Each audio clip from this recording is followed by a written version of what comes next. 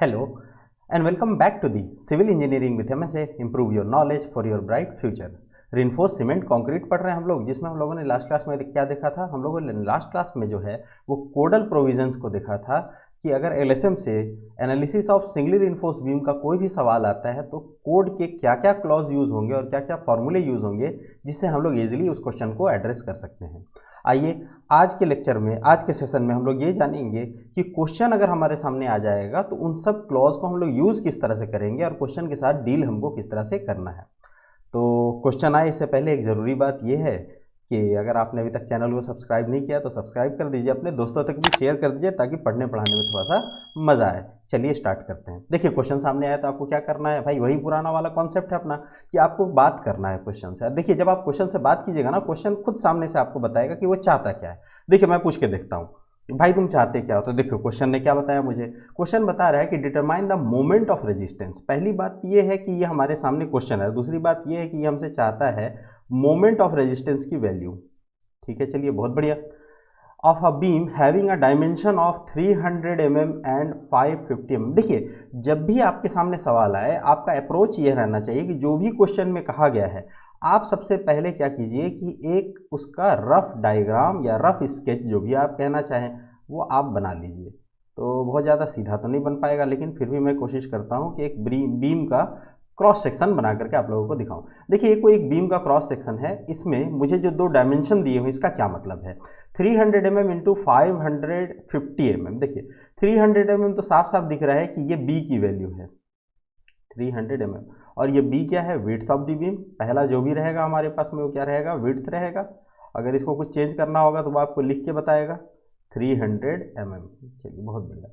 दूसरा हमारे पास क्या दिया हुआ है, हमारे पास दिया हुआ है 550 mm, और साथ में देखिए ब्रैकेट में एक टर्म लिखा हुआ है जिसका नाम है इफेक्टिव। इफेक्टिव का मतलब क्या है कि यहाँ कहीं पर कुछ रिइंफोर्समेंट लगा होगा, यहाँ टेंशन जोन में रिइंफोर्समेंट लगा हुआ है। ठीक है, यहाँ रिइंफोर्समेंट लगा हुआ है और इस रिइंफोर्समेंट के सेंटर से टॉप फाइबर के बीच की जो डिस्टेंस है वो आपको दी गई है, ये होगी आपकी इफेक्टिव डेप्थ। और ये कितना दिया गया है आपको, 550 mm। बहुत ध्यान से, यूनिट पे कभी कभी जो है ना क्वेश्चन खेल जाता है। तो डी हमको कितना दिया हुआ है, 550 mm। अगर मान लीजिए आपको ओवरऑल डेप्थ दिया रहता तो परेशान होने की ज़रूरत नहीं है। आप अपने से क्या करते, इफेक्टिव कवर एज्यूम कर लेते और फिर जो है उससे क्या करते कि इफेक्टिव कवर माइनस करने के बाद और ओवरऑल डेप्थ से आप फिर इफेक्टिव डेप्थ आसानी से निकाल लेते। देखिए अब क्या कह रहा है, क्वेश्चन में कह रहा है कि the beam is reinforced with 1963 mm square of steel. देखिए इसने AST निकाल के दे दिया, ये तो बहुत खुशी की बात है, अपने को निकालना नहीं पड़ेगा। ये जो दिया हुआ है यहाँ पर जो भी स्टील लगा हुआ है उस स्टील का इसने एरिया दे दिया है, एरिया ऑफ स्टील दे दिया है। और इतना तो आपको पता है कि टेंशन जोन में एरिया ऑफ स्टील को आप कैसे लिखते थे, AST लिखते थे, और AST आपको बता दिया गया है कितना है, 1963 mm का स्क्वायर। चलिए यूनिट के साथ भी कोई परेशानी नहीं है, यहाँ पर भी लिख देता हूँ मैं ताकि एक जगह सारा चीज़ लिखा हुआ रहे, 1963 mm का स्क्वायर। चलिए बहुत बढ़िया। उसके साथ देखिए हमको और क्या दे रहा है information, steel in the tension zone. चलिए बहुत बढ़िया, हमने भी माना टेंशन जोन। अच्छा उसके बाद ये कहता है आपको कि use M20 concrete and Fe250 steel. देखिए बड़े सावधानी से इसने कहा कि आपको जो कंक्रीट का ग्रेड है वो कितना लेना है, M20। ठीक है, तो फॉर M20 कंक्रीट मैं लिख सकता हूं क्या, FCK is equals to 20 newton पर mm का स्क्वायर। चलिए बहुत बढ़िया, एक काम ये हो गया। देखिए एलएसएम मैंने कहा ना इसीलिए बहुत ज़्यादा आसान हो जाता है कि इसमें याद बहुत कम चीज़ों को रखना है आपको। उसके बाद आपको क्या दे दिया है इसने, स्टील का ग्रेड दे दिया है। तो फिर वही कहानी करते हैं हम लोग कि for Fe250 steel, grade of steel है ना, आप पूरा लिख लीजिएगा। एफ ऑफ वाई यानी characteristic strength of the steel is कितना हो जाएगा जी, 250 न्यूटन पर mm स्क्वायर। चलिए बहुत बढ़िया, ये सारा इन्फॉर्मेशन हमारे पास। और निकालना हमको क्या है, मोमेंट ऑफ रेजिस्टेंस निकालना है। मोमेंट ऑफ रेजिस्टेंस निकालने के लिए जैसा कि आप लोगों ने लास्ट क्लास में देखा होगा, मैंने आपको कुछ बातें बताई थी। वो क्या बातें बताई थी कि आपको स्टेप वाइज सॉल्व कर। देखिए ये न्यूमेरिकल हमारा बहुत लंबा हो सकता है, ठीक है, मैं ये कह रहा हूँ कि ये न्यूमेरिकल हमारा हो सकता है कि बहुत ज़्यादा लंबा बन जाए, वीडियो थोड़ा सा लंबा बन जाए, लेकिन यहाँ से आपको कॉन्सेप्ट निकल करके आएगा और ये कॉन्सेप्ट आपको बहुत ध्यान में रखना है। मैंने बताया था क्या काम करूँगा, सबसे पहले मैं निकालूंगा depth of neutral axis, step भी लिख देता हूँ साथ साथ। दूसरा मैं क्या निकालूंगा, मैक्सिमम या फिर लिमिटिंग डेप्थ, मैक्सिमम या फिर limiting depth of neutral axis. ठीक है, तीसरा हम लोग काम क्या करेंगे, कंपैरिजन। कंपैरिजन किस में करेंगे, डेप्थ ऑफ न्यूट्रल एक्सिस और maximum depth of neutral axis. अच्छा, इसके कंपैरिजन के बाद जो है वो सेक्शन आपका अंडर इन्फोर्स्ड है, बैलेंस है या ओवर इन्फोर्स्ड है, बहुत बच्चों को कंफ्यूजन होता है। आज इसके लिए भी आप लोगों को एक ट्रिक बता दूंगा, एक जनरल एग्जामिनेशन एग्जाम्पल से, ताकि आपको जो है जिंदगी में कभी इसका कंफ्यूजन रहेगा ही नहीं। और चौथे नंबर पर जैसा सेक्शन होगा वैसे सेक्शन के लिए हम क्या करेंगे, मोमेंट ऑफ रेजिस्टेंस निकालेंगे। यही तो 4 स्टेप है जिससे हम लोग सॉल्व करेंगे। अब एक बात और आपको बता देता हूँ, देखिए अगर analysis of singly reinforced beam में कभी भी आपसे मोमेंट ऑफ रेजिस्टेंस की वैल्यू मांगी जाती है तो आपके लिए जो स्टेप बन करके आएगा वो यही 4 स्टेप से आपको क्वेश्चन को सॉल्व करना है, इसीलिए बिल्कुल नहीं घबराना है। अगर आपसे कभी एरिया ऑफ स्टील मांग लिया गया तो उसके भी न्यूमेरिकल आपको करके दिखाऊंगा और वो भी बहुत ज़्यादा आसान होता है। तो चलिए, सारे डेटा हमारे सामने है, स्टेप हमको पता ही है, कोड बुक आपके पास होगा ही, सारा कुछ जब सामने है तो बस क्या करें, हम इसको पकड़े और सॉल्व कर दें। और सॉल्व करने के लिए मैं करता हूँ खुद को गायब, ताकि पूरे पेज में अपन लिख सके और इत्मीनान से स्टार्ट करते हैं इसको। सॉल्व करने के लिए मैं क्या करूँगा, सबसे पहले तो अपन जो है नेक्स्ट स्लाइड पे जाते हैं और अब स्टेप वाइज काम करूँगा ना। सबसे पहले लिखता हूँ स्टेप फर्स्ट। स्टेप फर्स्ट पे मैंने आपको बताया ना क्या करना है, स्टेप फर्स्ट पे आपको निकालना है डेप्थ ऑफ,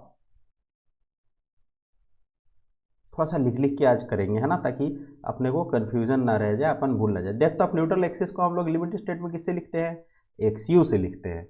चलिए बहुत बढ़िया। अब ये एक्सयू निकालने के लिए जो हमारे पास काम है, अब याद रखिएगा अगर ग्रीन पेन से जो भी लिख रहा हूँ ना मैं आपको बता रहा हूँ क्लॉज नंबर आईएएस कोड में जाने के लिए कह रहा हूँ, तो आप तुरंत जो है वो अपने आईएएस कोड पर चले जाइए और मैं लिखता हूँ यहाँ पर फ्रॉम आईएएस 456/2000। इसका कहाँ पर जाना है आपको, एनएक्सजी में जाना है। एनएक्सजी आपको कौन से पेज में मिलेगा जी, पेज नंबर भी बता देता हूँ 96। सब कुछ आपके सामने ला करके रख दूंगा ताकि आपको दिक्कत ना हो, और मैं कोशिश करूंगा कि इसका स्नैपशॉट भी लगा दूं। ठीक है, स्नैपशॉट में लगा दूं जिससे आप ढूंढ पाएँ। ठीक है जी, 1.1 और इसका भी किस में चले जाइएगा, 1.1 का ए में। ठीक है, चलिए ये काम हो गया अपने पास, यहाँ तक आपको जाना है।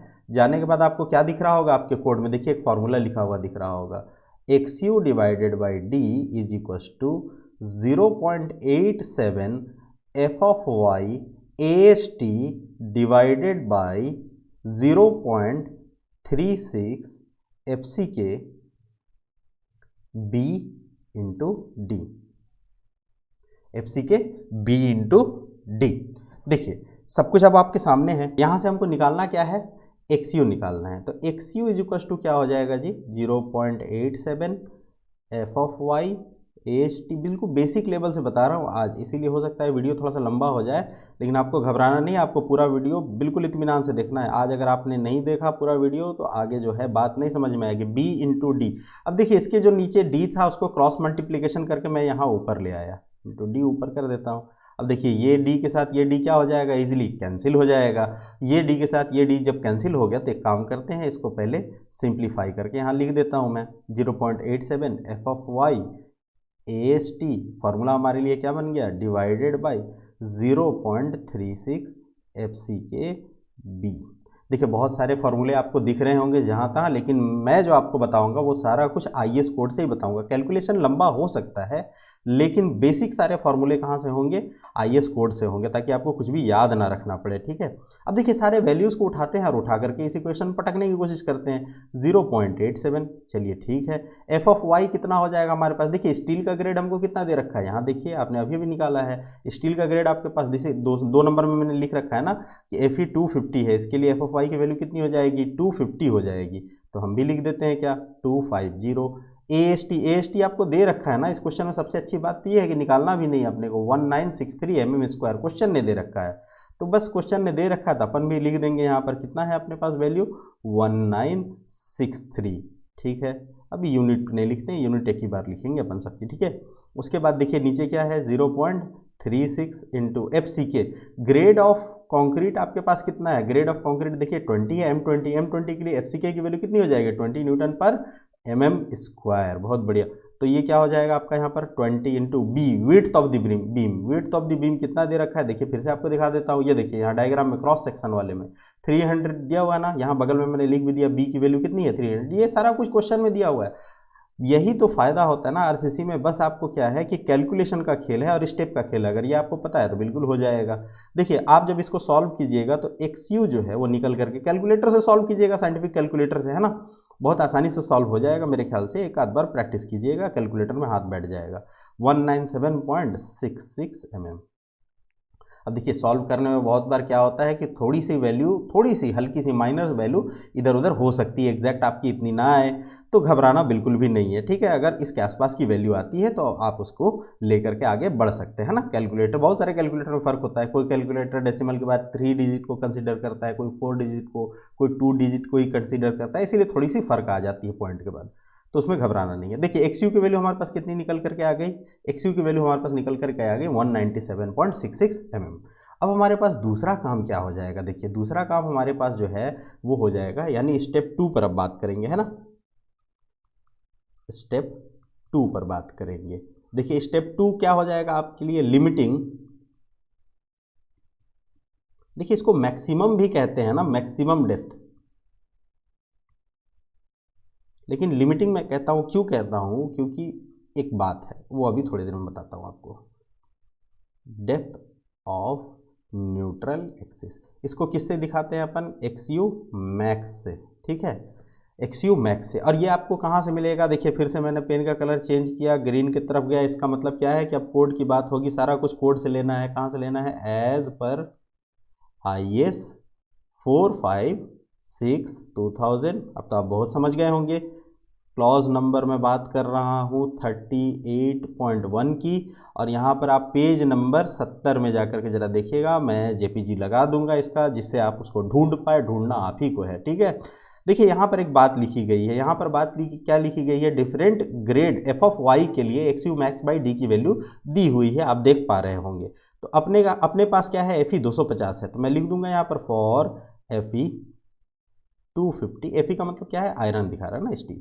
Fe 250 XU max by D, देखिए कितना वैल्यू दिया हुआ है, ये दिया हुआ है 0.53। तो क्या मैं यहाँ से XU मैक्स निकाल सकता हूँ, ईजिली निकाल सकता हूँ 0.53। और हमारे पास डी की वैल्यू तो दी गई है, डी की वैल्यू हमारे पास कितनी दी गई है, डी की वैल्यू हमको दे दी गई है 550। तो देखिए हमारे पास निकल करके क्या आ जा रहा है, निकल करके हमारे पास आ रहा है जो, वो आ रहा है 291.5 mm। ये दो काम आपने कर लिया, ठीक है। ये दो काम करने के बाद अब आपको कहाँ जाना होगा, अब आपको जाना होगा स्टेप नंबर 3 में। तो स्टेप नंबर 3 में हम लोग करेंगे क्या, स्टेप नंबर 3 में जो हमको काम करना होगा, बिल्कुल फ्रेश पेज में करके दिखाता हूँ आपको। स्टेप 3 में हम लोग क्या काम करने वाले हैं, ये क्वेश्चन आपका कॉन्सेप्ट बना देगा अगर आपने ध्यान से देखा। तो यहाँ करेंगे हम लोग कंपेरिजन बिटवीन, किसके किसके बीच में करेंगे, XU एंड XU मैक्स। अब आपके दिमाग में एक सवाल आ रहा होगा, उस सवाल का जवाब यहाँ पर है। देखिए पहले तो मैं लिखता हूँ कि आपकी XU की वैल्यू कितनी आई है, XU is equal to 197.66 mm, और XU मैक्स आपके पास कितना आ गया, XU मैक्स आ गया आपके पास 291.5 mm। अब कोई भी आदमी देख करके ये बात बता सकता है ना, क्या बता सकता है कि XU max is greater than XU। अगर ऐसा है तो क्या होगा जी, अब तक आप समझ गए होंगे कि XU मैक्स की वैल्यू अगर XU से ज़्यादा होगी तो आपका जो सेक्शन है, सेक्शन इज अंडर रेनफोर्स्ड।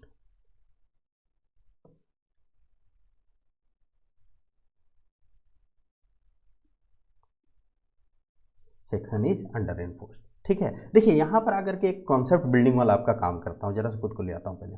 देखिए बहुत सारे स्टूडेंट को ये प्रॉब्लम होता है कि कब हम सेक्शन को कहेंगे कि अंडर रेनफोर्स्ड है, कब कहेंगे कि ओवर रेनफोर्स्ड है, कब कहेंगे बैलेंस है। बैलेंस में तो दिक्कत नहीं आती है क्योंकि XU मैक्स और XU की वैल्यू बराबर हो जाती है। देखिए इसको समझने के लिए आपको मैं एक जनरल एग्जाम्पल देता हूँ, ठीक है। अभी थोड़ी देर पहले मैंने आपको कहा था ना कि XU मैक्स को मैंने क्या लिखा था, XU लिमिट लिखा था। एक बात सोचिए जरा, बहुत ध्यान से इस बात को सोचिए। सपोज दैट कि रात के खाने में आपके पास लिमिटिंग यानी आपकी जो कैपेसिटी है, हर आदमी की अपनी कैपेसिटी होती है ना, आप जिसको कैपेसिटी कहते हो या लिमिटिंग कहते हो, मान लो कि वो है 5 रोटी की।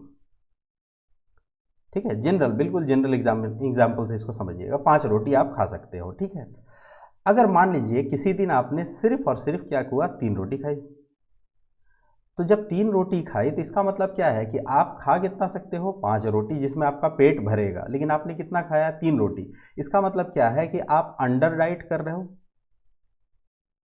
अंडर डाइट कर रहे हो। तो वही काम यहाँ भी हुआ है। एक्सयू मैक्स यानी एक्सयू लिमिटिंग की जो वैल्यू है, अगर वो ज़्यादा है यानी 5 रोटी है, और एक्सयू जो है हमारे पास क्या है, कम है, वो 3 रोटी है, इसका मतलब अंडर डाइट। जब ये अंडर डाइट है तो इसको जरा यहाँ से इसको कॉरलेट कीजिए, ये क्या हो जाएगा, अंडर रेनफोर्स्ड हो जाएगा। ठीक है, दूसरी बात समझिए, मान लीजिए आपकी जो कैपेसिटी है, यहाँ पर लिख देता हूँ, हो सकता है कि मेरी वजह से ना दिखाई दे रहा हो, मान लीजिए आपकी कैपेसिटी है 5 रोटी खाने की, और आपने क्या है, 5 ही रोटी खाई हो। इसका मतलब क्या है कि जितनी आपकी कैपेसिटी है आपने उतनी रोटी खा ली, जितनी आपकी लिमिटिंग वैल्यू है उतनी आपने रोटी खा ली। तो इसको हम लोग क्या कहेंगे, इसको कहेंगे कि भाई जितना चाहिए था उतना हमने खा लिया। इसका मतलब क्या है कि आपने बैलेंस डाइट लिया। तो यहाँ भी वही बात है कि अगर एक्सयू मैक्स की जो वैल्यू आई है उतनी ही एक्सयू की वैल्यू आ गई, इसका मतलब क्या है कि सेक्शन हमारा बैलेंस है। लेकिन अगर आपकी कैपेसिटी है, आपकी जो लिमिटिंग वैल्यू है वो है 5 रोटी की, लेकिन आपने किसी दिन मान लीजिए 7 रोटी खा लिया, तो इसको आप क्या कहिएगा, ओवर डाइट कहिएगा, ओवर डाइट कहिएगा, है ना। कि आपको खाना कितना चाहिए था, 5 रोटी, जिसमें आपका पूरा पूरी पेट भर जाता, लेकिन आपने कितना खा लिया, 7 रोटी, बहुत ज़्यादा खा लिया, तो आपने क्या कर लिया, ओवर डाइट कर लिया। तो उसी तरह से जब कभी भी आपको सेक्शन में दिखे कि एक्सयू की वैल्यू ज़्यादा हो गई है, किससे, एक्सयू मैक्स से, है ना। यानी ये जो है एक्सयू, ये क्या है, आपका खाया हुआ रोटी है, कितना रोटी आपने खाया है, 7 रोटी, और एक्सयू मैक्स कितना है भाई, 5 रोटी के बराबर है, यानी आपने बहुत ज़्यादा खा लिया, ओवर डाइट कर लिया। तो उससे ज़रा सा इसको सोचिए कि ये क्या हो जाएगा, ओवर रेनफोर्स्ड। बिल्कुल बेसिक और बिगनर लेवल पर आकर के आपको ये बात बता रहा हूँ। आई होप कि आपको ये बात समझ में आई होगी। रीजन का भी काम आपका हो गया, सेक्शन आपका कैसा है, अंडर इन्फोर्स है। आई होप कि अब आपको समझ में आ गया होगा कि सेक्शन को कैसे कब कहा जाता है, अंडर इन्फोर्स कब कहा जाता है, एक जनरल एग्जाम्पल से, और ये आपको अब जिंदगी भर याद रहेगा, यहाँ से एक कॉन्सेप्ट बनता है अपना, है ना। अब देखिए आप स्टेप 4 में क्या कीजिए। स्टेप 4 में बहुत सिंपल सा एक काम करना है, पेज चेंज करके बताता हूँ आपको। स्टेप 4 में अब सिंपल सी बात है कि आपको निकालना होगा मोमेंट ऑफ रेजिस्टेंस। ठीक है, किसके लिए, फॉर अंडर रिइंफोर्स्ड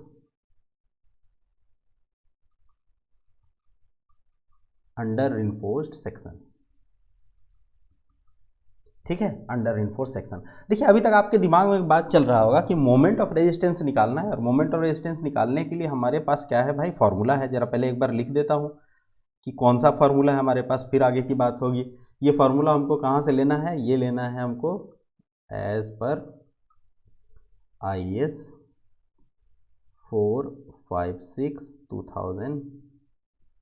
IS 456/2000 में कहाँ चले जाइएगा, वही मेरा फेवरेट वाला चैप्टर जो है ना, NX G में आपको चले जाना है। ठीक है, इसके क्लॉज नंबर कितने में चले जाइएगा आप, क्लॉज नंबर चले जाइएगा G1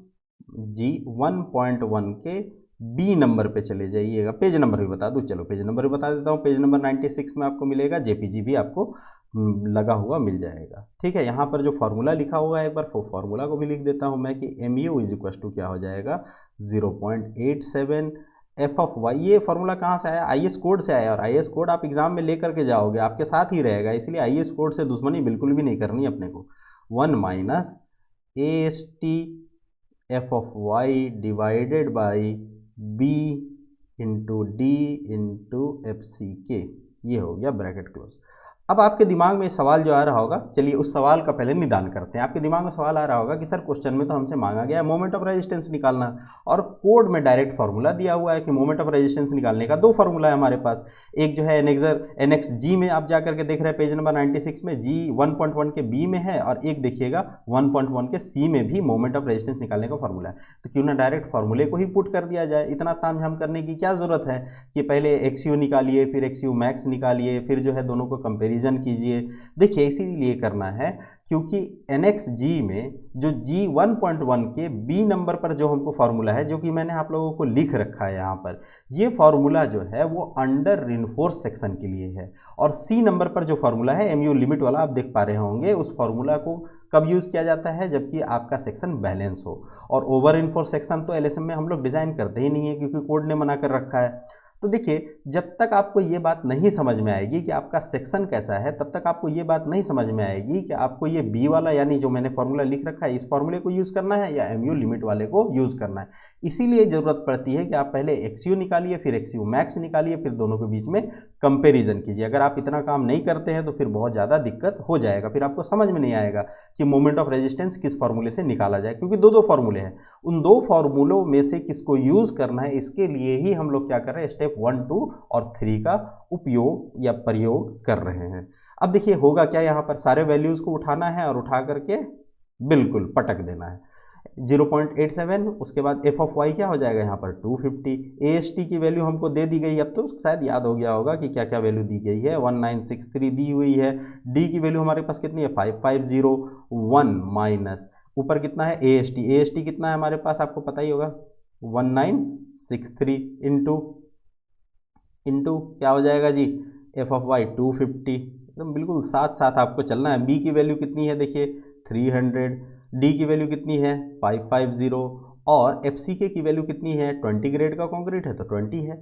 अब आपको क्या करना है, उठाना है अपना साइंटिफिक कैलकुलेटर, जिससे आपने दुनिया के बड़े बड़े क्वेश्चन का समाधान किया है, वहाँ से आपको इसको कर देना है सॉल्व।